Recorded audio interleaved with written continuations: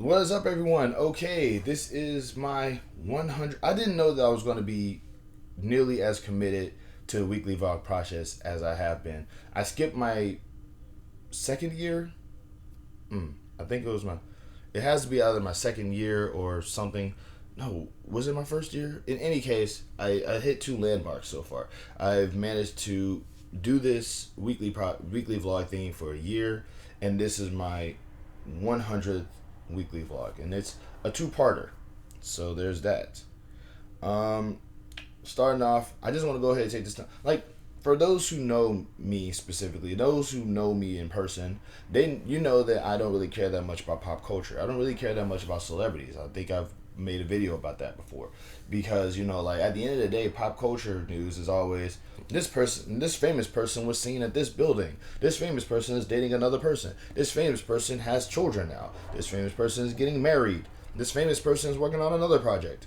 I mean, it's like at some point it's just like basically a famous person does something that everybody does, but it matters more because they're famous. I don't care that much about pop culture news, but I will say this: I am absolutely 100% loving the fact that black women in pop are ruling pop culture as hard as they are. Look at this.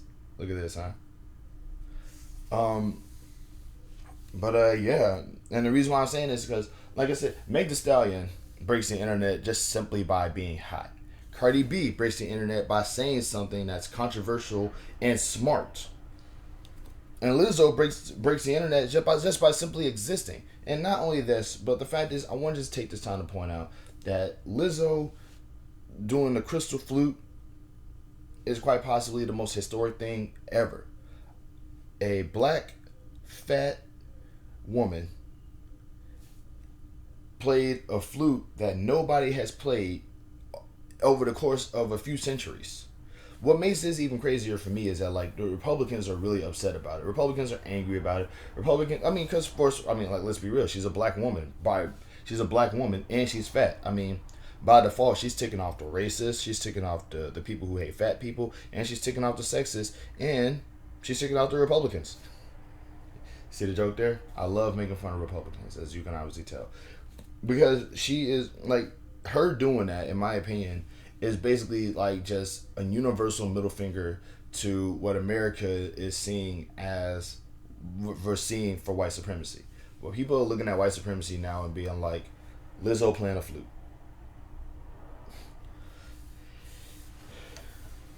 and not just any flute. I think this flute hasn't been played since it was gifted to the president to what was it, President Monroe or Madison, one of them.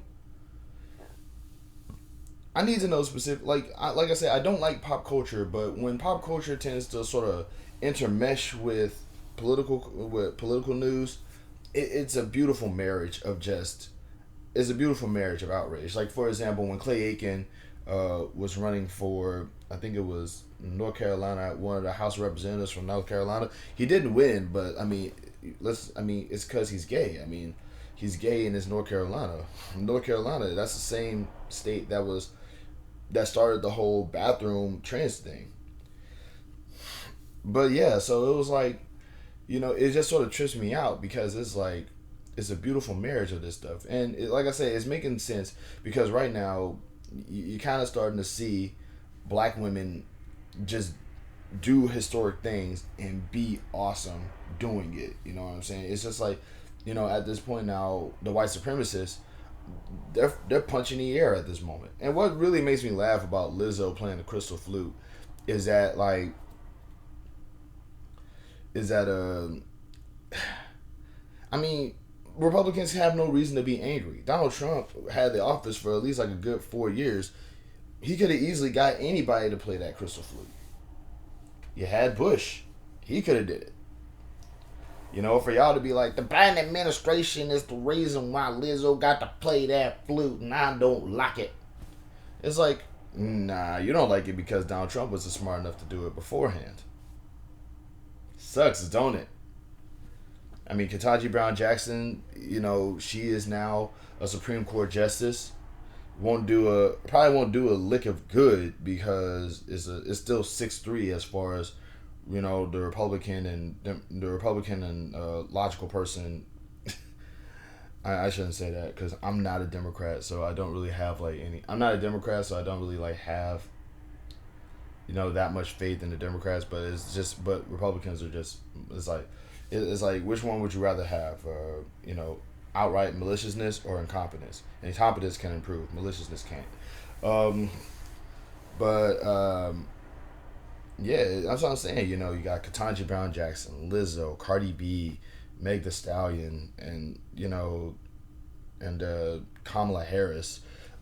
Right now, they're the five horsewomen of the apocalypse of white supremacy. Their existence is just making Republicans so angry, and I love it. I'm salivating off of it because white supremacy has had a death grip in the nation for like a ridiculously long time, and it's just beautiful to see that it's losing. You're starting to see the Oath Keepers dude, the Oath Keeper dude. He's starting to, he got in trouble. There's still a bunch of, lawsuits being thrown out for all the people who attacked the Capitol. Which by the way, fun fact, I wasn't there. I was working that day.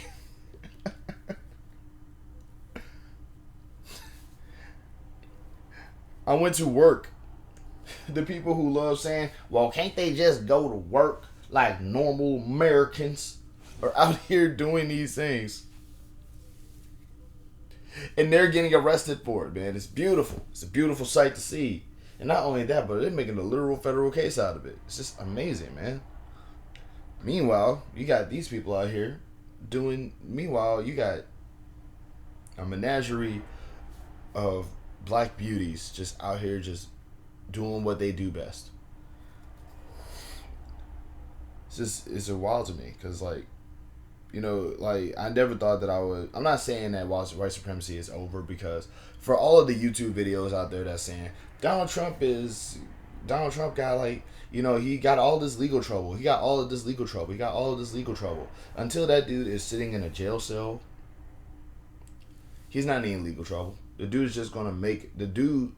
At the end of the day, he's still rich. You know what I'm saying? I haven't seen this dude. Like Alex Jones is in court right now. Alex Jones, there's Alex Jones trials right now. That's legal trouble. Donald Trump ain't even he's not seeing he's not seeing anything. He's it feels like he's still Teflon right now. So until I actually see something about this dude, until I see this dude in handcuffs, which is weird because everybody around him got arrested or is in trouble or something like that. Michael Cohen, who was in jail, but I don't think he's in jail anymore. But Michael Cohen, his second in command for a short while. Rudy Giuliani, Steve Bannon, who I love the fact that Steve Bannon went on TV. He basically just got in everybody's face and was like, I'm not gonna go down quietly, and he went down quietly.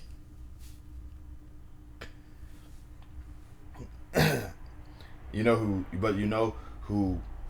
didn't who didn't go to jail in a blaze of glory? Ketanji Brown Jackson, who is now the newest Supreme Court justice. I keep saying that I hope that there's a political revolution in America, but I feel like I'm ignoring the obvious signs that it's kind of already here and it's only going to get better, because those kids in Parkland, they're adults now. The people in Pulse, the people who survived Pulse, they haven't forgotten. The people in El Paso and Uvalde, they ain't forgot. Colorado, part of me is just hoping. I'm not expecting a blue wave or nothing, but I do want there to be less Republicans in power, both state and federally, after this, because now we're starting to see specifically who the bad guys are,